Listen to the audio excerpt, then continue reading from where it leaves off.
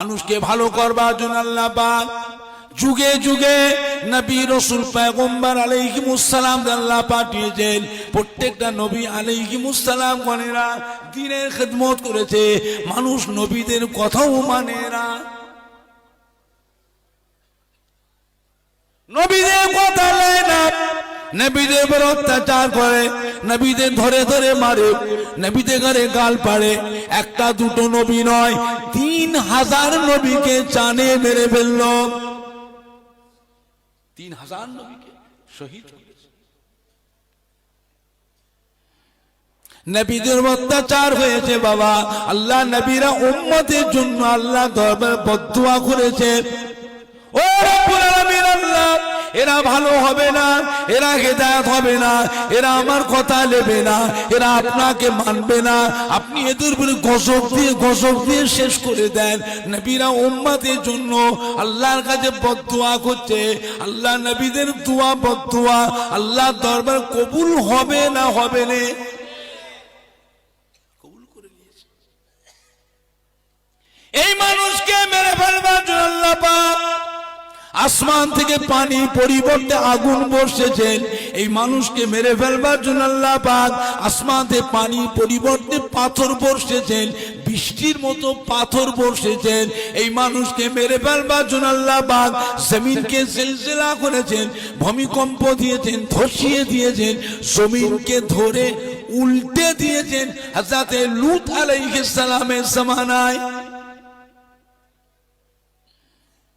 এই মানুষকে মেরে ফেলবার জন্য আসমানের দরওয়াজা খুলে দিয়ে পানিগুলো নিচে নামিয়ে দিয়েছেন, জমিনের দরওয়াজা খুলে দিয়ে নিচের পানিগুলো আল্লাহ উপরে তুলে দিয়েছেন। দুটো পানি আল্লাহ এক করে সারা পৃথিবীতে আল্লাহ প্লাবন দিয়ে প্লাবিত করে 40 দিন আল্লাহ ডুবিয়ে রেখেছিলেন পানির নিচয়। কথা কোনো মিথ্যা বলছি না, সত্য।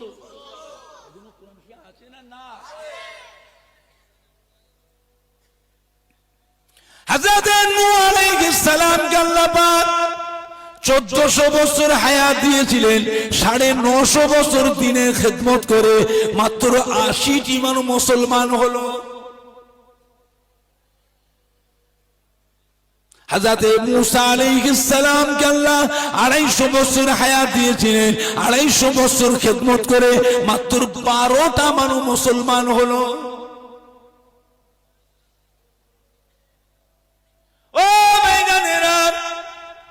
এই মানুষকে ভালো করবার জন্য আল্লাহ পাক আমার আপনার নবী, নূর নবী, দয়ার নবী জনাবে মুহাম্মদুর রাসূলুল্লাহ সাল্লাল্লাহু আলাইহি সাল্লামকে আল্লাহ পাঠালেন। মক্কা নগর আল্লাহ জন্মগ্রহণ করালেন। আল্লাহ পাক আমাদের নবীকে 63 বছর হায়াত দিয়েছিলেন। 63 বছর হায়াত দিলেন। 40 বছর বয়সে দ্বীনের খিদমতের দায়িত্ব দিলেন। 40 বছর 63 থেকে বাদ দিলে কত থাকে? 23 বছরের খিদমতে আল্লাহর নবীকে আল্লাহ পাক 23 বছর খিদমতের দায়িত্ব দিলেন। মক্কি আর মাদানী 10 বছর আর 13 বছর, এই 23 বছরের খিদমতে আমার নবী পাকের নূরের হাত ধরে মানুষ ঈমানের কলমা পড়ে মুসলমান হয়েছিলেন। আমার নবী পাকের সাহাবার সংখ্যা ছিলেন কিছু কম বেশি 1.5 লাখ সাহাবা ছিলেন। জোরে বলবেন না? আর জোরে বলা যাবে না?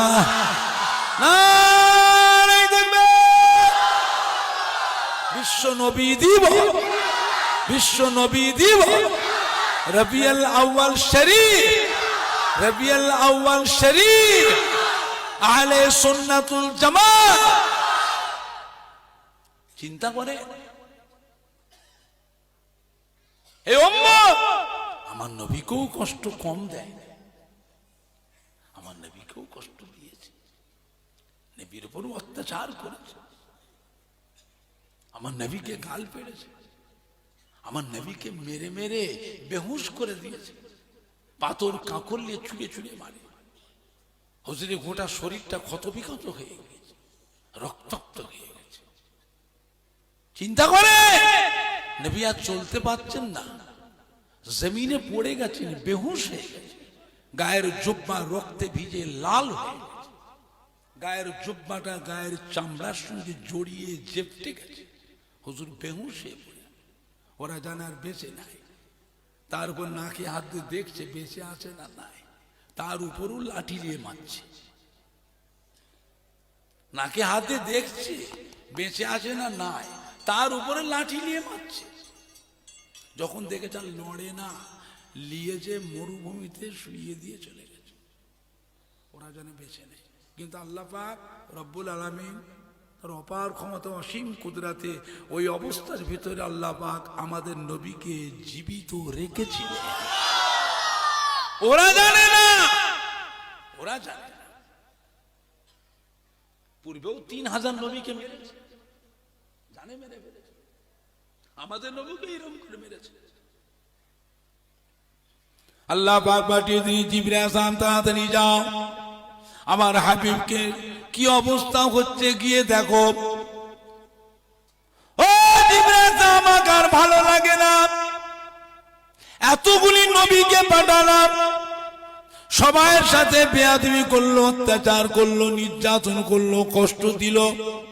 আমি আমার হাবিবকে পাঠিয়েছি, আমার পেয়ারা বন্ধুকে পাঠিয়েছি, তার উপর অত্যাচার হচ্ছে, আমাকে আর কিছু ভালো লাগে না। জিবরাইল যাও, ধ্বংস করে দাও।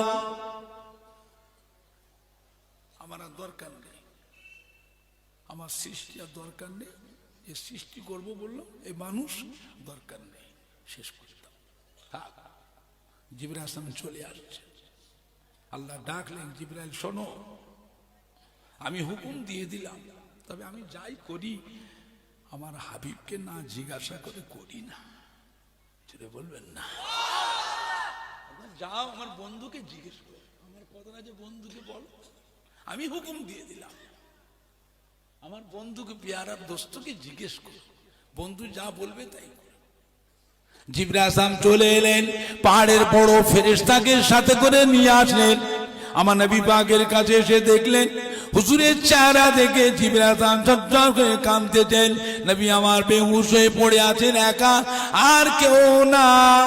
গোটা শরীরটা রক্তে লাল হয়ে আছে, গায়ের জুব্বাটা রক্তে ভিজে লাল হয়ে গিয়েছে, গায়ের চামড়া জড়িয়ে চেপটে বসে গেছে। জিবরাইল আসলাম দাঁড়িয়ে দাঁড়িয়ে কাঁদছেন, আল্লাহ গো, হাবিবের উপরে এত অত্যাচার হয়েছে, হাবিবের মনে কত ব্যথা, হাবিবের মনে কত দুঃখ। আল্লাহ আমাদেরকেও ভালো লাগে না, যাক একটা কিছু হয়ে যাক। আল্লাহ রাব্বুল আলামিন আমার নবীকে সে হোশ এনায়েত করলেন। হুজুর একবার চোখটা মেলে ওই অবস্থা একবার চেয়ে দেখলেন। জোরে বলো সুবহান, আরো জোরে বলো সুবহান। হুজুর চোখটা মেলে চেয়ে দেখছেন আমাকে কি করেছে এরা, মেরে মেরে মেরে মেরে কি করেছে। যারা মারলো তারা কোথায়? তারা সব পালিয়ে গেছে, কেউ নাই। হুজুর ভয়ে ভয়ে আর চোখে ঘুরে ঘুরে চেয়ে চেয়ে দেখছেন পাহাড়ের আড়ালে, পাহাড়ের গুহায়, খাজুরে বাগানে, পাহাড়ের পেছনে লুকিয়ে আছে নাকি। যদি দেখতে পেয়ে যায় আমাকে জীবিত আছে, আবার এসে মারবে। হুজুর আমার চেয়ে চেয়ে ঘুরে ঘুরে ফিরে ফিরে চেয়ে চেয়ে দেখছেন কেউ কোথাও নাই, সব পালিয়ে গেছে। মাথার দিকে চেয়ে দেখলেন হযরত জিবরাইল আসলাম দাঁড়িয়ে আছেন। আসসালামু আলাইকা ইয়া রাসূলুল্লাহ ইয়া হাবিবাল্লাহ। আল্লাহ নবী সালামের জবাব দিলেন। জিজ্ঞাসা করে জিবরাইল এখন এসেছে। হযরত জিবরাইল আসলাম কাঁদতে, ইয়া রাসূলুল্লাহ বিয়াদি মাফ করুন, আল্লাহ পাক পাঠিয়েছেন আমাকে, আপনার রক্ত মাখা চেহারা থেকে ভালো লাগে না, আল্লাহ হুকুম দিয়ে দিয়েছেন ধ্বংস করে দেওয়ার জন্য। আল্লাহ আপনাকে পাঠিয়েছেন, আপনি একটু হুকুম দেন। আমার সাথে আল্লাহ পাক পাহাড়ের বড় ফেরেশতাকে পাঠিয়েছেন, একবার হুকুম করুন, পাহাড় ধরে তুলে তুলে নিয়েছেন, ওদের উপরে চাপা দেবো, ওদের উপরে চাপা দেবো, ওদের উপরে চাপা দেবো, ওদেরকে একেবারে পিঁপড়ে মারা করে ফেলবো, ধ্বংস করে দেবো। নবী আমার এই কথাটা শুনে জিবরাইল মুখের পালিছে একবার মুচকে হাসলেন। জোরে বলুন, আর একটু জোরে বলুন। জিবরাইল আল্লাহ পাক আমাকে ওদের উপর অভিশাপ দেওয়ার জন্য, বদদোয়া করার জন্য পাঠান গো। আল্লাহ পাক আমাকে দয়া স্বরূপ করে, রহমত স্বরূপ করে, ওমা আরসালনাকা ইল্লা রাহমাতাল লিল আলামিন করে পাঠিয়েছেন। নবী আমার কষ্ট করে উঠে বসলেন, দুটো হাত আল্লাহ দে মুনাজাত করে, আল্লাহ পাক আমি যে নবী, আমি যে রসুল, আমি যে পয়গম্বর, এরা আমাকে কেউ চেনে না, এরা কেউ বোঝে না। আল্লাহ পাক এরা না জেনে না বুঝে আমায় কষ্ট দিয়েছে, আমার উপর অত্যাচার করেছে, আমাকে দুঃখ দিয়েছে, বেয়াদবি করেছে। আল্লাহ পাক আমি এদেরকে মাফ করে দিলাম, আপনিও ওদের উপর নারাজ হবেন না, বেজার হবেন না। আল্লাহ ওদেরকে আপনিও ক্ষমা করে দিন। ও ভাইজানেরা, প্রত্যেকটা নবী আলাইহিস সালাম গণেরা যে যার নিজের উম্মতের জন্য কম বেশি সবাই অভিশাপ দিয়েছেন, বদদুয়া করেছেন, আল্লাহর কাছে গজব চেয়েছেন উম্মতের জন্য। একমাত্র আমার আপনার নবী, নূর নবী, দয়ার নবী জীবনেও কোনোদিন উম্মতকে বদদুয়া অভিশাপ দেন না। চিন্তা করুন, ওরা যেভাবে মেরেছিল, নবী যদি শহীদ হয়ে যেতেন, নবী যদি ইন্তেকাল হয়ে যেতেন, তারপরে অবস্থাটা কি হতো আমাদের? আমরা ভারতের মুসলমান, আজকে আমি আপনি জাহান্নামের জ্বালানি হতাম, জাহান্নামের খড়ি হতাম, জাহান্নামের আগুন হতাম। আল্লাহ পাক আমাদের নবীকে হায়াতে রেখেছিলেন বলে, জীবিত রেখেছিলেন বলে, তাই আজ আমি আপনি আল্লাহ বেহেশতের দাবিদার হয়ে গেলাম। জোরে বলেন না সুবহানাল্লাহ, জোরে বলেন না সুবহান। না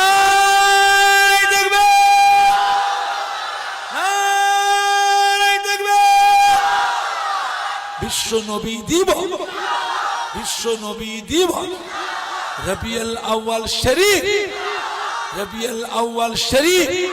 শিমুলিয়া শেখপাড়া গ্রামবাসী গো, শিমুলিয়া শেখপাড়া গ্রামে মিলাদুন নবীর মাহফিল, শিমুলিয়া শেখপাড়া গ্রামের যুবক বৃন্দ, শিমুলিয়া শেখপাড়া মিলাদুন নবীর মাহফিলের শ্রোতা বৃন্দ, আজকের মাহফিলের কমিটি সাহেবান গো, মহিলা গো, মহিলা গো, পুরপুরা শরীফে দাদা পীর কেবলা সিলসিলার মুরিদ মুতাকিদিন গো,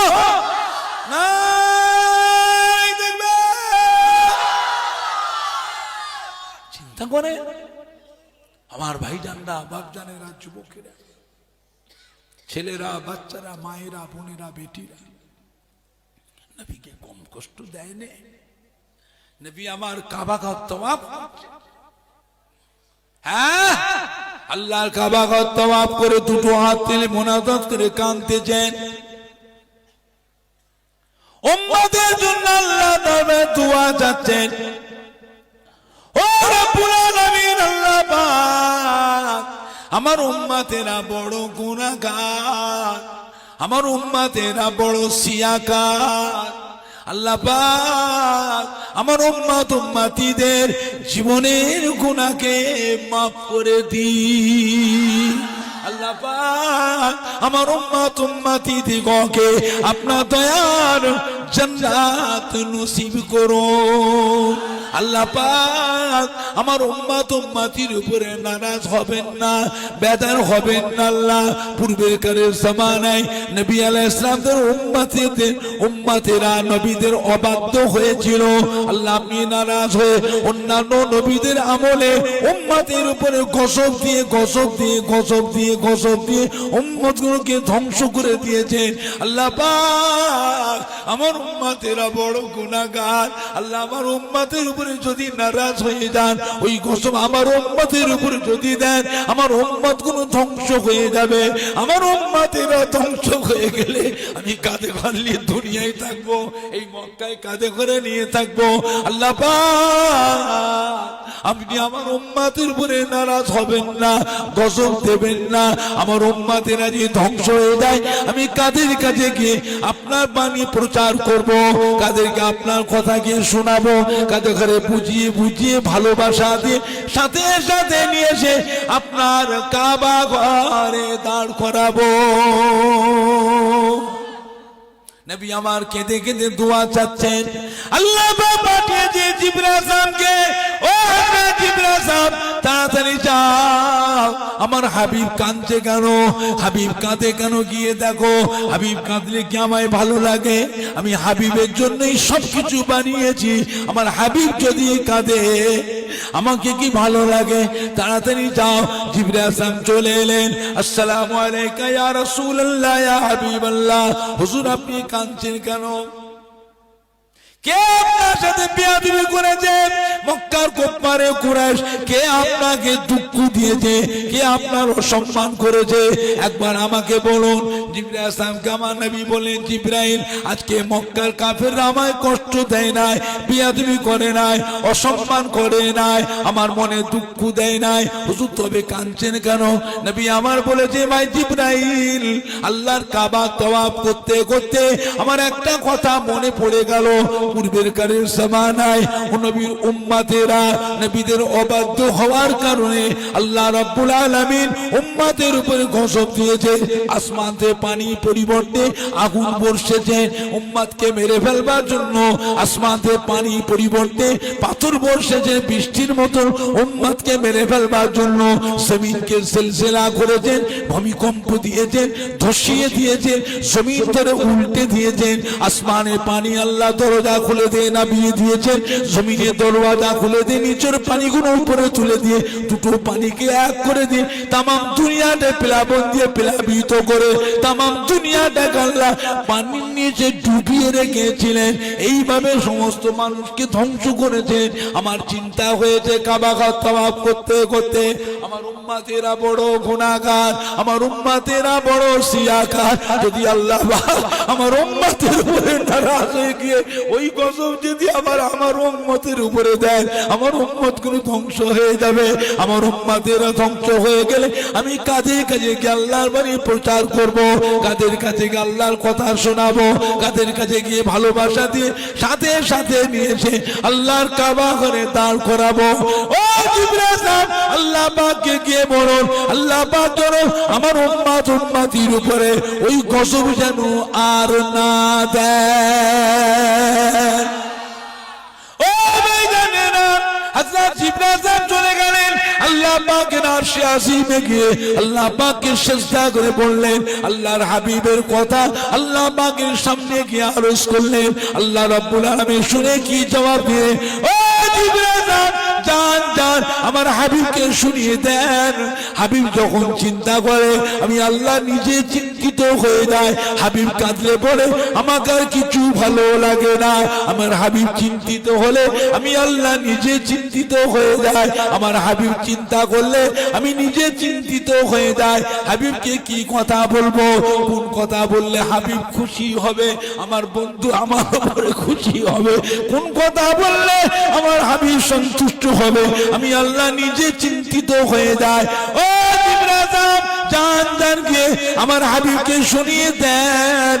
সারা বিশ্বের ভিতরে তামাম পৃথিবীর মধ্যে আমার হাবিবের একটা উম্মত যদি বেঁচে থাকে, আমি আল্লাহকে ডাকবার মতো আল্লাহ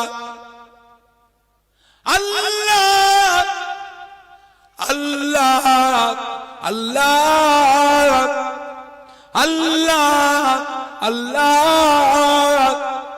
আল্লাহ আল্লাহ লা ইলাহা ইল্লাল্লাহ লা ইলাহা ইল্লাল্লাহ লা ইলাহা ইল্লাল্লাহ লা ইলাহা ইল্লাল্লাহ লা ইলাহা ইল্লাল্লাহ লা ইলাহা ইল্লাল্লাহ লা ইলাহা ইল্লাল্লাহ লা ইলাহা ইল্লাল্লাহ লা ইলাহা ইল্লাল্লাহ লা ইলাহা ইল্লাল্লাহ মুহাম্মাদুর রাসূলুল্লাহ।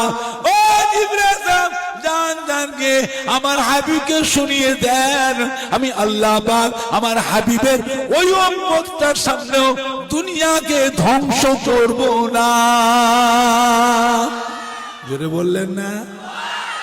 আজ জোরে বলা যাবে না। দেখবে দেখবে বিশ্ব নবী দিব, বিশ্ব নবী দিব রবিউল আউয়াল শরীফ, রবিউল আউয়াল শরীফ আহলে সুন্নাতুল জামাত, আহলে সুন্নাতুল জামাত পুরপুরা শরীফে দাদা পীর কিবলা সিলসিলার মুরিদ মুতাকিদিন গো, পুরপুরা শরীফে দাদা পীর কিবলা সিলসিলার মুরিদ মুতাকিদিন গো। নাই দেখবে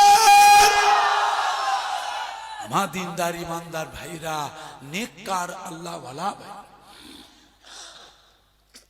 এমন একটা নবীর উম্মত আল্লাহ পাক আপনাকে আমাকে করেছে, সেই নবীর উপরে মুহাব্বত, যেমন নবীকে ভালোবাসবেন তেমন নিয়ামত পাবেন।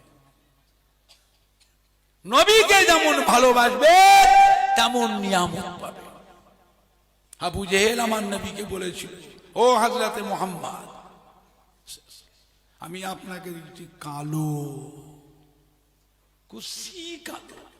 হ্যাঁ, আমাদের নবী কালো ছিল, আমাদের নবী কালো ছিলেন, আমরা কালো নবীর উম্মত। এই কাফেরটা বলেছিল, ওই জায়গায় বসেছিলেন, আবু বকর সিদ্দিক দাঁড়িয়ে বললেন, ইয়া রাসূলুল্লাহ, ইয়া হাবিবাল্লাহ, আমি আবু বকর সিদ্দিক আপনাকে নূর দেখছি। জোরে বলবেন না? আল্লাহ নবী কি বললেন? চাচা আবু জেহেল ঠিক দেখেছে, বাবা আবু বকর সিদ্দিক আপনিও ঠিক দেখেছে। দুজন কি ঠিক বললেন? দুজন দুরকম বললো, দুটো ঠিক কি করে হয়? একটা ঠিক হবে, একটা বেঠিক হবে। নবী দুজন কি বললেন? ঠিক দেখেছে। ডাকলেন, চাচা আবু জেহেল, আপনি হলেন কাফের, কুফর জুলমাত, জুলমাত মানে অন্ধকার। আপনার কালোর ভিতর দিয়ে, আপনার কালোর ভিতর দিয়ে আমি রাসূলুল্লাহকে কালো দেখেছেন। বাবা আবু বকর সিদ্দিক, আপনার মধ্যে আছে ইমানের নূর, ইমানের নূরের ভিতর দিয়ে আমি রাসূলুল্লাহকে নূর দেখেছি। জোরে বলবেন না? নারাই দেখবে, নারাই দেখবে। নবীকে যেমন ভালোবাসবেন তেমন নিয়ামত পাবেন। এটা আখিরি জামানা, এটা আখিরি জামানা। নামাজ পড়ো, রোজা করো, তাসবিহ পড়ো, জিকির করো, আমল করো, বেশি করো, কম করো, যাই করো, নবীকে মেনে করা লাগবে। কথাটা ঠিক না ভুল? নামাজ পড়ার নাম ঈমান নয়, রোজা রাখার নাম ঈমান নয়, হজ করার নাম ঈমান নয়। নবীকে মানার নামটা হলো ঈমান, নবীকে মানার নামটা হলো ইসলাম। একটা লোক যে নামাজ না পড়ে মরে যায়, কেউ জাহান্নামী বলতে পারবে? কাফের বলতে পারবে? বলার ক্ষমতা আছে? বেঈমান বলতে পারবে? এর কথা কি বলা হয়েছে?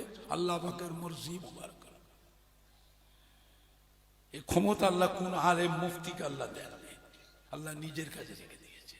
আমার ইচ্ছা, আমার মর্জি, আমি অন্তর দেখে, কলব দেখে, হৃদয় দেখে বিচার করব। জোরে বলবেন না? হৃদয় দেখে বিচার। আমি ইচ্ছা করলে সাজা দিতে পারি, ইচ্ছা করলে নাজাত দিতে পারি। যদি সাজা দিই, একদিন না একদিন আমি আল্লাহ এদেরকেও নাজাত দিয়ে দেবো। চির জাহান্নামী নয়, নাজাত। একজন নবীকে না মানে ও জাহান্নামে গেলে 50,000 বছর পরেও কি নাজাত পাবে? পাবে। চিরকালই জাহান্নামে পড়ে থাকবে, চিরকালই জাহান্নামে পড়ে থাকবে। ওর কপালে নাজাত নাই। খুব সাবধান, খুব সাবধান। এটা আখিরি জামানা। কিয়ামতের কঠিন হাসরের দিনে লক্ষ লক্ষ উম্মত কানতে কানতে ছুটবে, ছুটে ছুটে গিয়ে আদি পিতা হযরত আদম আলাইহিস সালামের কাছে গিয়ে দাঁড়াবে। ও আমাদের বাবা, ও আমাদের বাপ, আমাদের আদি পিতা, আমরা আটকে গেছি, আজকে আল্লাহ দরবারে ধরা পড়ে গেছি, আপনি আমাদেরকে বাঁচান, আমাদেরকে বাঁচান, বাঁচান আমাদের জন্য আল্লাহ পাকের দরবারে একটু সুপারিশ করুন।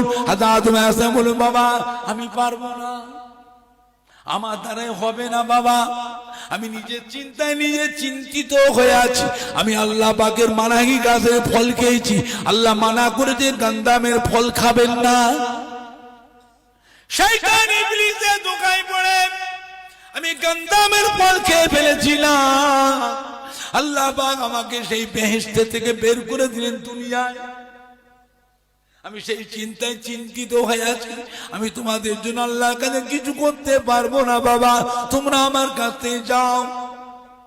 নূহ আলাইহিস সালাম যাবে, নূহ আলাইহিস সালামকে গিয়ে কাঁদবে, হুজুর আপনি আমাদের জন্য আল্লাহ পাকের দরবারে দোয়া চান, আমাদেরকে একটু বাঁচান। হাজার নূহ আলাইহিস সালাম বলে, আমি পারবো না বাবা, আমি আল্লাহ দরবারে লজ্জিত আছি। আল্লাহ যখন প্লাবন দিলেন, আমি কিস্তিতে ভাসছিলাম, আমার ছেলে নূহ, আমার ছেলে কিনান ওই তুফানে ডুবে যাচ্ছে, ডুবছে উঠছে, পানি খাচ্ছে, ডুবছে ভাসছে, ডুবছে ভাসছে, আমি আল্লাহর কাছে বলে, আল্লাহ আমার হাল, আল্লাহ কি বললে, লাইসা মিন আহলি, সে তোমাকে নবী বলে মানে না, আমি আল্লাহ, আমাকে আল্লাহ বলে তুমি বলছো, পরিচয় দিচ্ছ আমার সন্তান, আমার হাল, খবরদার। আর একবার যদি ছেলের জন্য আমার কাছে সুপারিশ করে, আমি আল্লাহ পাক আপনার নামটা নবুয়তের দপ্তর থেকে কেটে বাদ দিয়ে দেব।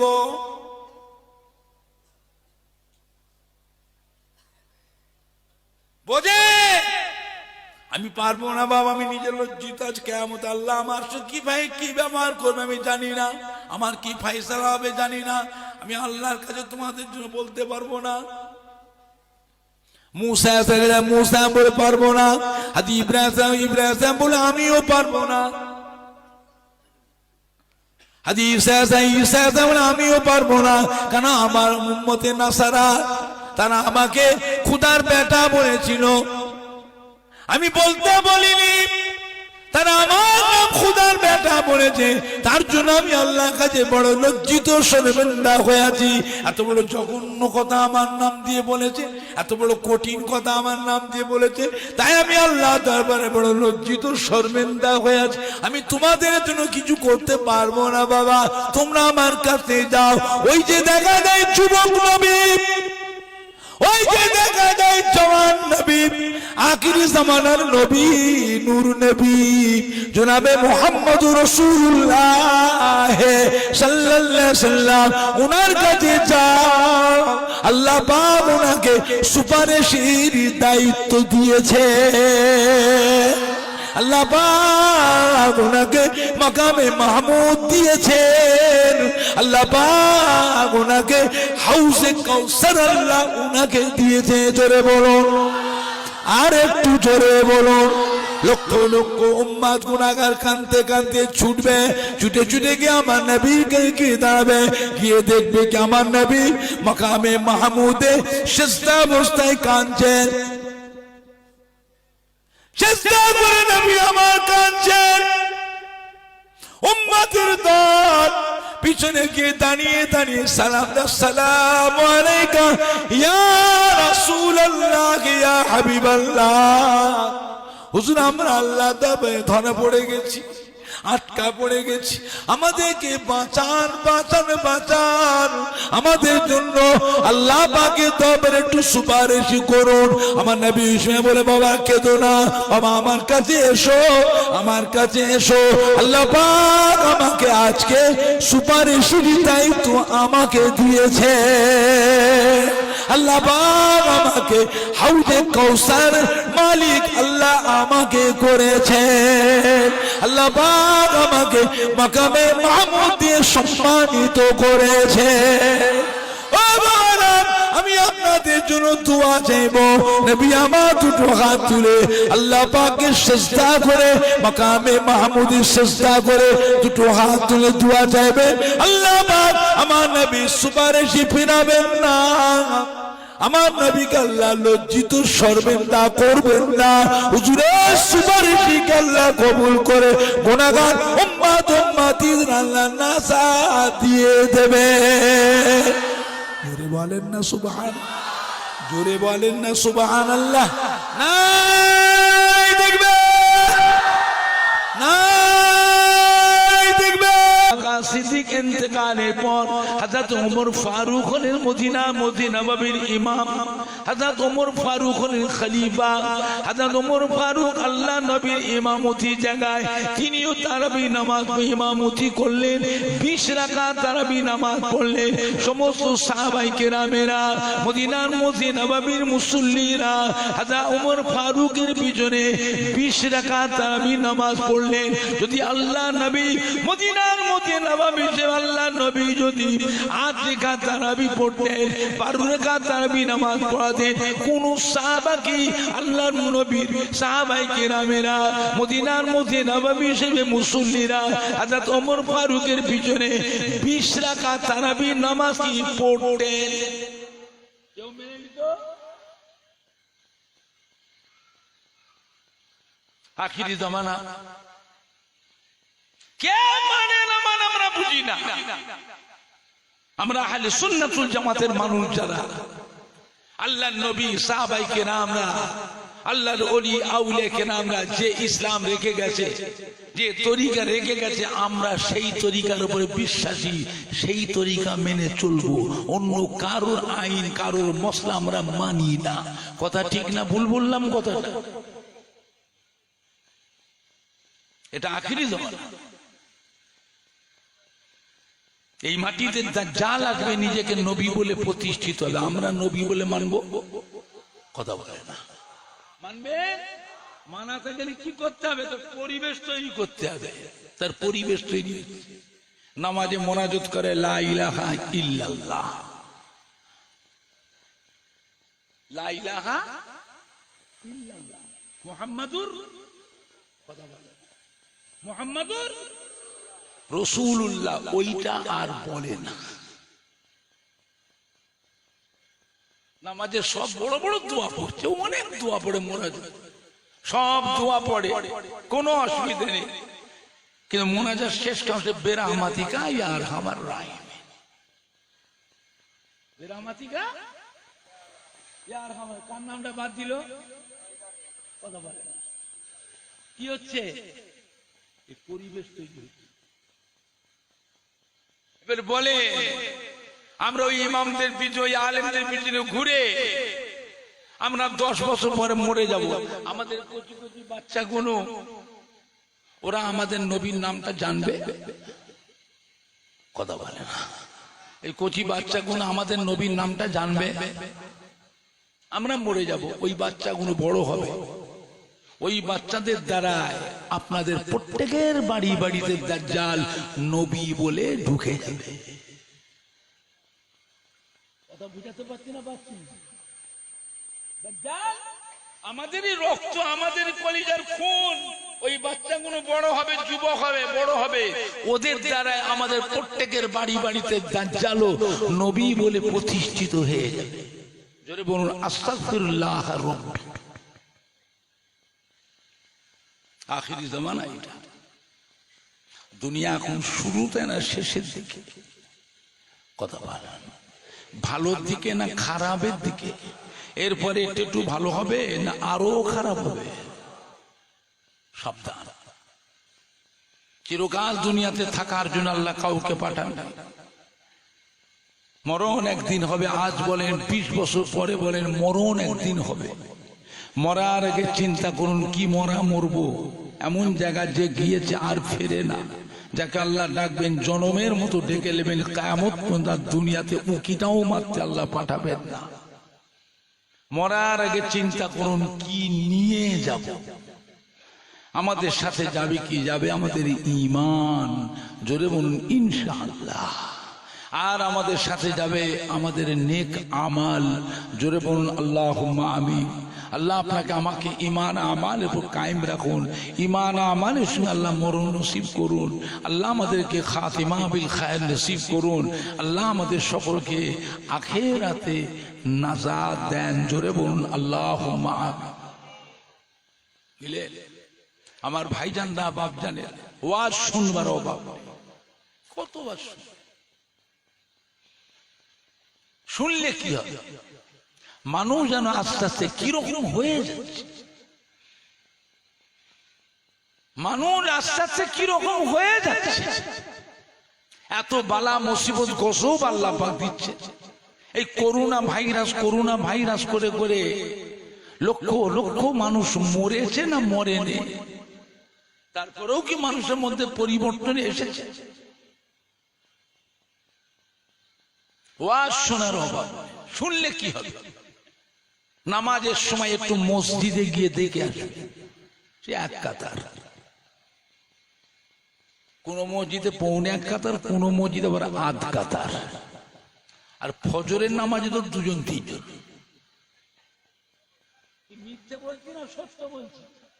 ফজরের নামাজে দুজন তিনজন চারজন, কোন কোন মসজিদে খালি ইমাম একা, ইমাম আর মুয়াজ্জিন।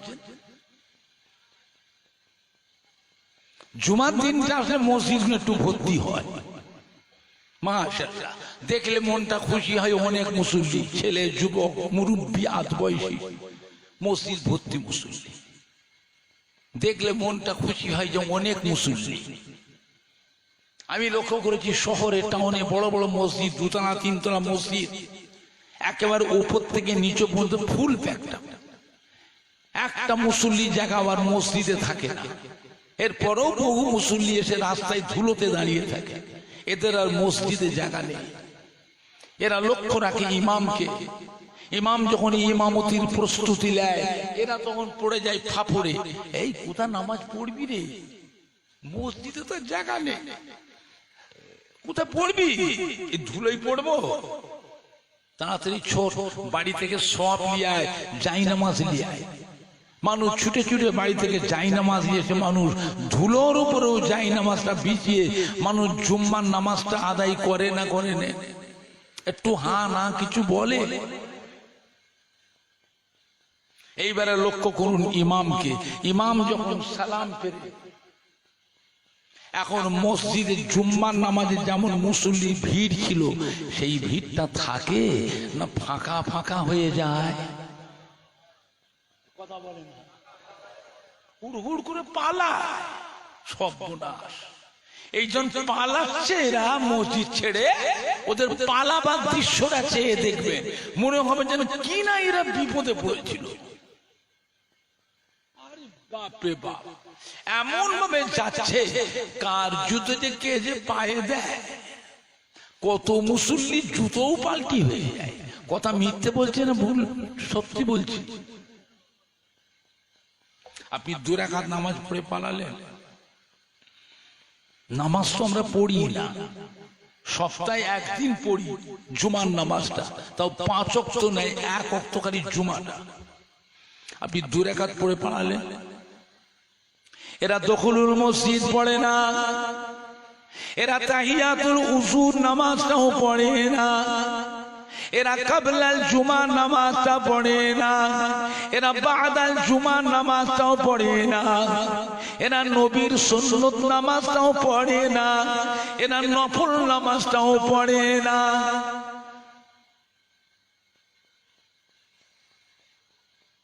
দুরেকাত নামাজ পড়ে পালালে নামাজ আপনার হলো হলো। অনেকে দেবে জুমার নামাজ পড়তে আসে, আজকে ফজরের নামাজ কাজা, ফজরের নামাজ কাজা করে জুমা পড়তে এসেছেন। জুম্মার নামাজটা কি আপনার হবে? হবে? কথা বলে না হবে? মশলা জানো? হবে না যখন আসলেন কেন? মসজিদে ঢুকলেন কেন? নামাজ তো হবে না, তারপরও আপনি মসজিদে এসেছেন কেন? লোকে জানবে আমি একটা নামাজি, লোকে জানবে আমি একটা নামাজি, লোকে জানলে হবে তো? জুম্মা নামাজটা হলো সমস্ত নবীদের নামাজ, ফজরের নামাজটা হলো আমাদের নবী নূর নবী আখিরি জামানার নবীর নামাজ। সব নবীরটা আদায় করলে, আর আমরা যে নবীর উম্মত সেই নবীর নামাজটা বাদ দিয়ে চলে গেলাম।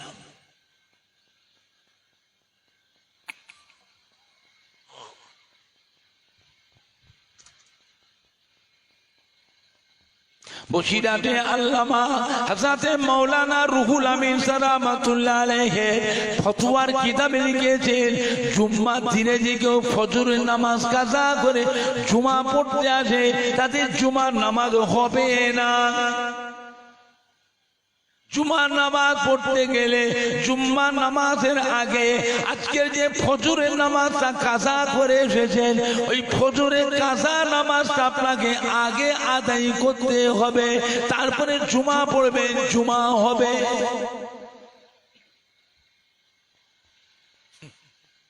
সব নবীরটা আদায় করলাম আর নিজের নবীরটা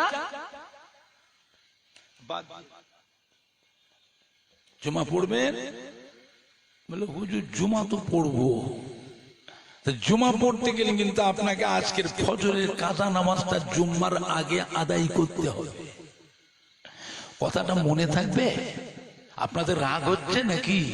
তাহলে বলবুনি, তাহলে খারাপ লাগছে যা মন যে করু মুরুখকে নাকি বলবো? ভুল মানুষের হয় না, হয়নি, জেনে না অজেনে তার সংশোধন আছে না নাই, দুনিয়ায় না কবরে।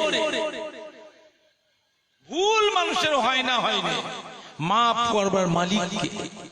দুনিয়ায় না কবরে?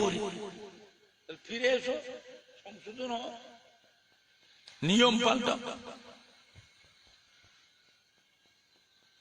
বলে হুজুর লজ্জা লাগে, অত মুসল্লির মাঝে আমি কি করে ফজরে কাজা নামাজটা কি করে পড়ি, লোকেই বা কি ভাববে, কি মনে করবে? মনে করা করে কি আছে?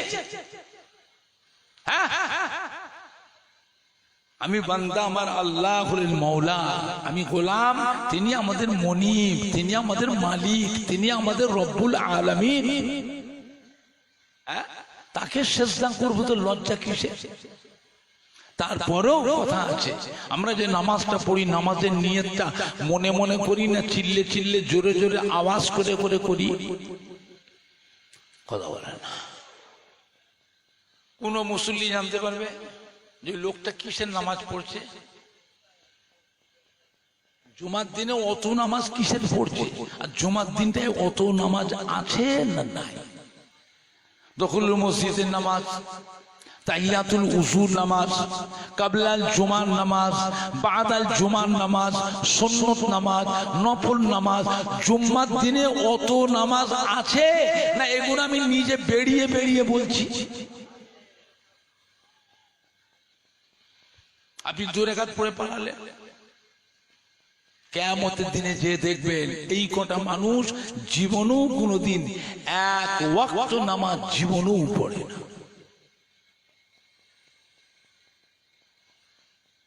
জুমা পড়তে এসেছে, ফজরের নামাজ কাদা, জুমা পড়েছে, সালাম ফিরে মোনাজাত করে ঘর চলে গেছে, আখিরি জোহরের নামাজ বাদ দিয়ে চলে গেছে।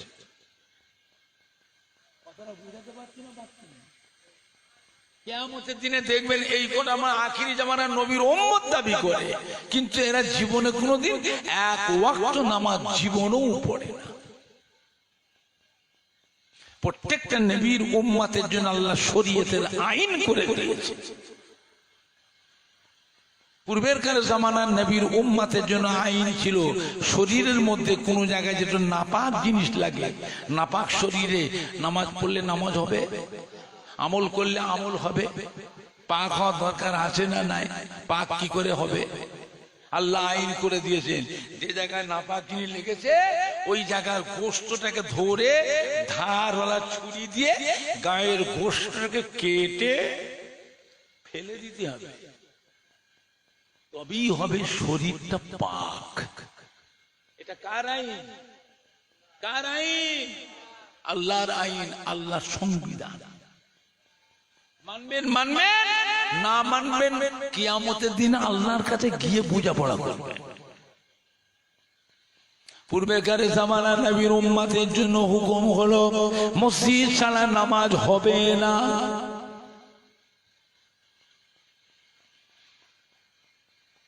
মসজিদে বারাসাতে হয়, মসজিদে গোমা হাবড়ায় হয়, মসজিদে রাজার ঘাটে হয়। মসজিদে গিয়ে নামাজ পড়ে তবে নামাজ হবে। আখিরি জামানার নবীর উম্মতের জন্য আল্লাহ শরীয়ত আইন করে, হাবিব গো আমি আল্লাহ পাক আপনাকে ভালোবাসি, আমি আল্লাহ পাক আপনাকে মোহাব্বত করি, আপনার উম্মত উম্মতির জন্য শরীয়তের আইন করে দিলাম। শরীরের মধ্যে কোনো জায়গায় নাপাক জিনিস যদি লাগে, ওই শরীরটা পাক করতে গেলে ওই জায়গাটাকে 3 বার পানি দিয়ে বিসমিল্লাহ বলে ধুয়ে নিলে পাক হয়ে যায়। আমার হাবিব আপনার খাতির, আপনার সম্মানে, আপনার উম্মত উম্মতির জন্য সারা পৃথিবীটাকে মসজিদের পরিণত করে দিলাম।